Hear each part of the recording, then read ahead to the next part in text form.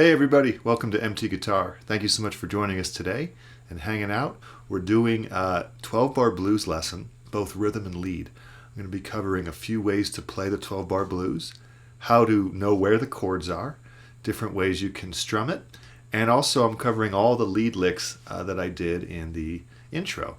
So I think that was 2 runs of a 12-bar blues. I'll have a note-for-note lesson on all that. A couple cliches in there that everybody should know. Some interesting things about the 12-bar blues is that you can play it in a rock and roll style, which is kind of what I did. And that's something that is really important for American music history. So when rock and roll started with Chuck Berry, Elvis, Little Richard, etc., you had the 12-bar blues many times being featured and played by these artists in a straight eighth feel with a drum beat and with a full band and electric guitars. And that really was a game changer because that led to what we consider classic rock and rock music in general. And blues by itself was already a game changer. The way that you can play the blues both in a shuffle or a swing, which is how maybe some people start with it, that's how I started with it, you can evolve that into... So we're going to cover that, and I'll have a tab for this on the Patreon, and there's a link in the description below, and I appreciate you checking that out. Also, remember to subscribe and hit the thumbs up and the notification bell. So without further ado, let's get started on this lesson and zoom in. All right, so we're going to start with the rhythm, and when you do 12-bar blues, you usually can either start on the 6th string or the 5th string. So we're going to cover both. I'm going to show you not only different ways to strum it and play it, but also how to find the 1, 4, and 5 chords, the 3 main chords of the 12-bar blues. So if you're starting on the 6th string, this is what's called, I call it a boogie-woogie pattern. So I did this in a rock and roll. So I did 8th fret, 6th string, 10th fret, 5th string. Now the reason I'm stretching between my 1st and 2nd finger here, for this, normally I wouldn't do that, is because we're going to do this 12th fret, 5th string. Okay, so it's like down, down, and then 12th fret, 5th string with the pinky, and then back to 10th fret. Now, a lot of people do it where they place the stretch between the 3rd finger and pinky like this. Totally fine. Let's talk about the strumming. You want to do a down, down, especially with rock and roll. And we're not going to swing the 8th, so down, down, 12th fret, 10, down, down, 12, back. Alright? The reason we're doing all downs is because rock and roll, really it's important for that. And if you watch early rock and roll players, they're all doing down, and that creates this exciting feeling, which was the beginning of something historic, right? Now, if you want, you could also go down, up, but you want to make sure you're muting all the other strings. So the 4th, 3rd, 2nd, 1st strings are all muted. And if you want to go down, up, down, up, down, up, that also works. Another thing you can do is you can palm mute it here. So you could go,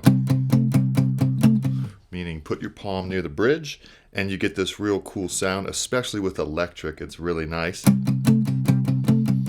Okay, and it's a must know. You got to know the palm muting thing with rock and roll because a lot of that sound has to do with that, right? So let's do this nice and slow palm muting. Ready? Okay. Now let's do it without palm muting. And finally, let's do the down, up, down, up.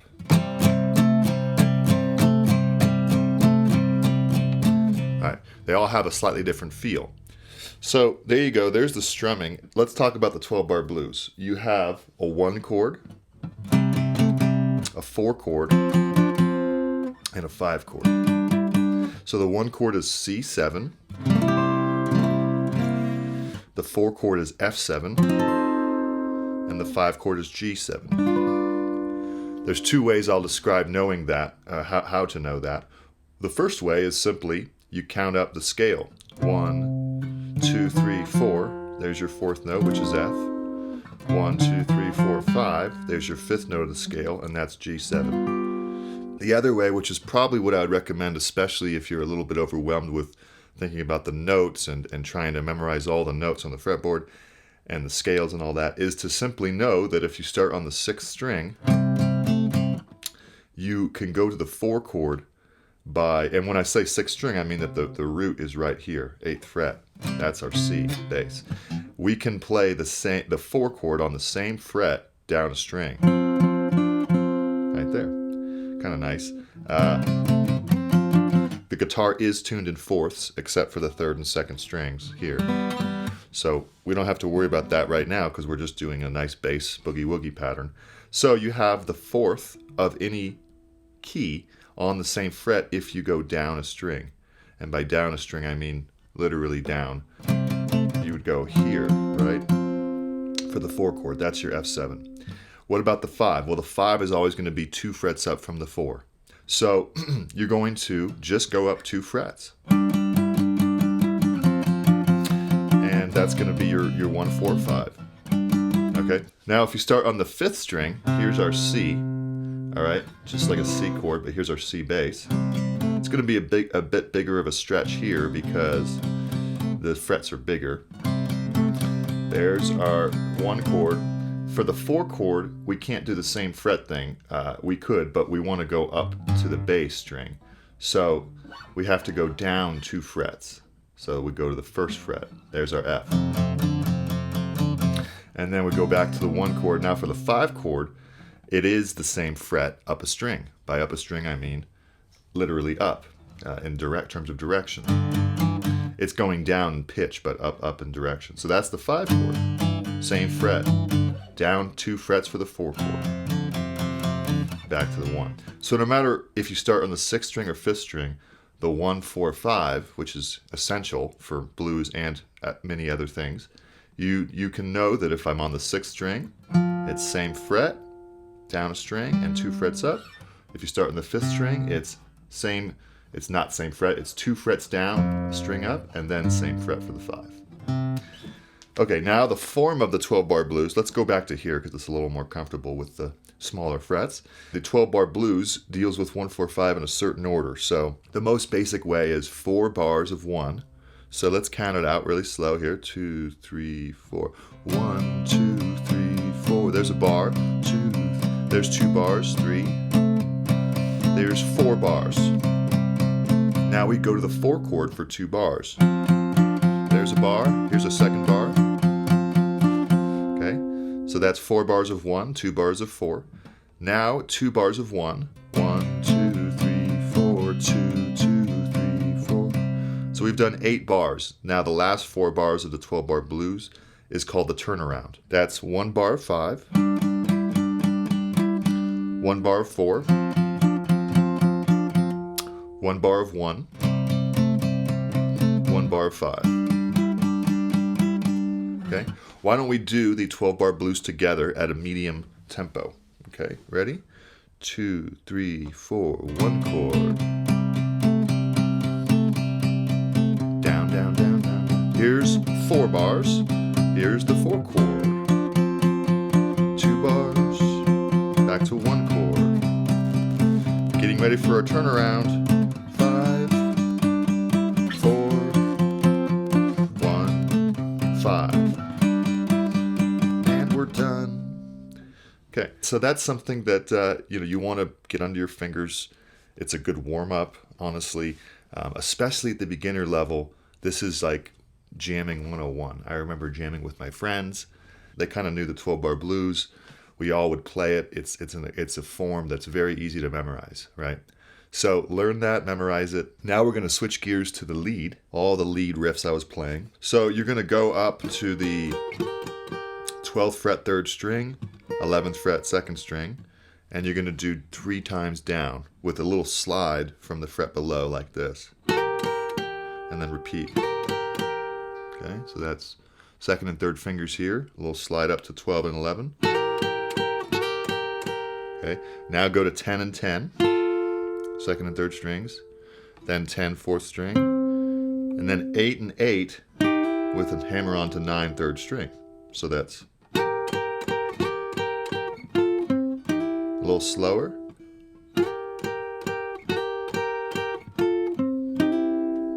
Okay, that's accenting the dominant 7 quality right there. There's your flat 7, there's your 5. Just a classic lick there. And then we repeat that, except when we get here, instead of holding it, we do a very slow bend, 11th fret 2nd string, and that leads us into the next phrase. Okay, so all together. First time hold, second time. Okay, good. Next line we're going to do over the F7. This is like the Chuck Berry thing, Johnny Be Good. But we're doing it over the 4 chord, so that's the F7. And we're going to slide up from 7 to 8. Down, down, down. Down, down, down. Repeat. Down, down, down. And then 10 and 10. 2nd and 3rd string. 8 and 8. And then 10 and 11. 1st and 2nd string. So that's... Here we go. All right, and that's actually also accenting the F7. Here's the flat 7 of the F, here's the 3. Okay, so let's cover that. Okay, good. Now we repeat the C7 riff as before. This time, instead of holding it, we go 10 and 9, 4th and 3rd strings, and then go to 8th fret 4th string. Okay, so that's...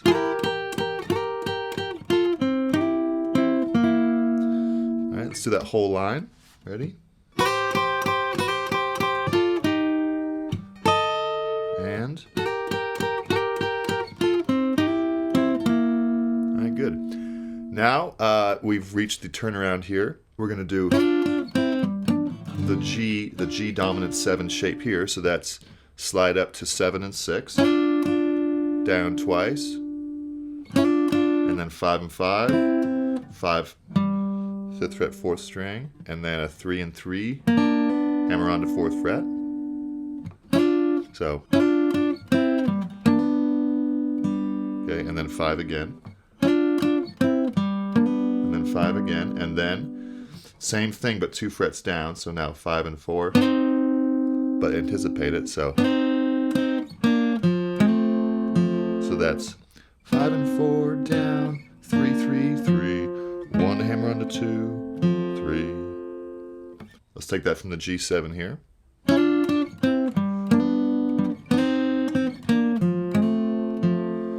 Okay, and then we repeat the phrase that we did on the previous line where we go. Okay.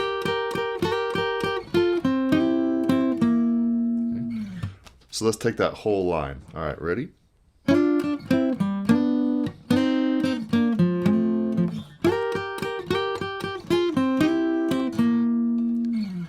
All right, great. So that's the first chorus of the 12-bar blues.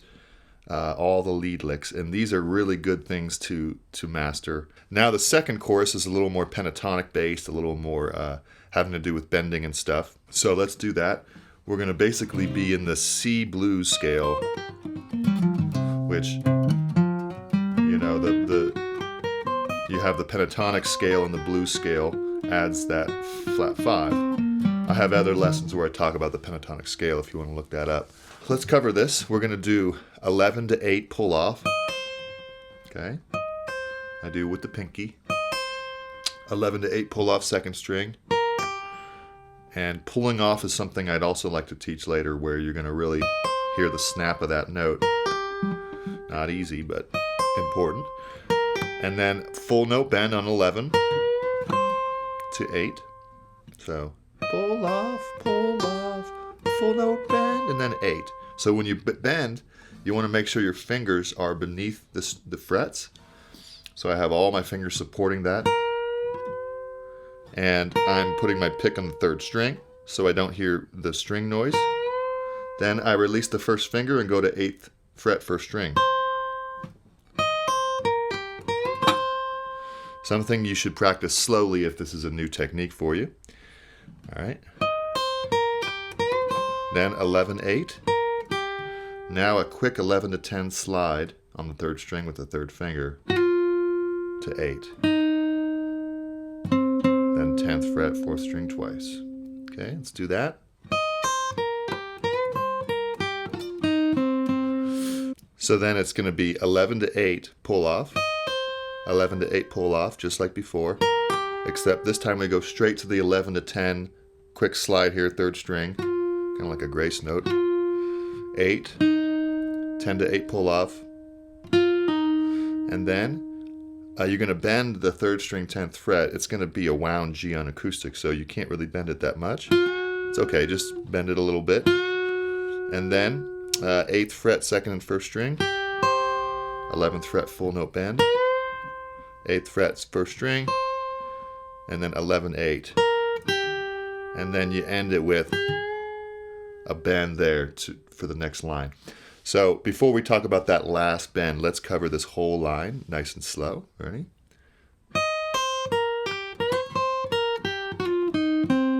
Good.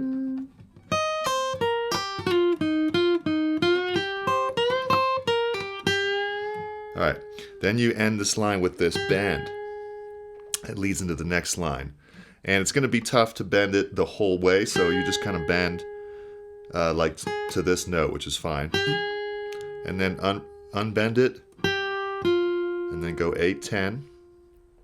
And then you bend the 9th fret like a half step here to this note. And then hit 10th fret, you know, and then back to 2nd string, and then 8th fret. It's almost like a country riff at that point. And then 9, 8, 10. All right. Then you do 8 to 9 hammer on, a little grace note, 3rd string, and then 8th fret, 1st string, then slide it up to 10, 10, and you slide them both up to 12. Another cliche there, 6ths. So that's going to be, and then you go back 12, 10, 9, and 8. So that whole line would be starting with the bend. Here we go.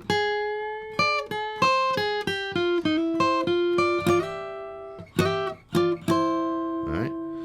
Definitely something to work up. If this is new to you, it's going to be tough, but play it really slow and try to get it up to speed. We're almost done here, so we're going to finish off with this last turnaround. We're going to go anticipation for the G, slide up from 6 to 7 for these 3rd and 1st strings here. And then you hit it again, go down 2 frets to 5 and 5, 4 and 3. Do the same exact thing down 2 frets, so slide up to 5, down, down, 3, 3, 2, 1. Okay. And then you would finish the riff off, finish the phrase off with this full note bend. And then 8, so 11 full note bend, 8, 11, 8, just a pentatonic going down, 10, 8, 10, 8, 10, and then walk up 8, 9, 10 to the 5. Okay, so let's take that whole line there. Ready?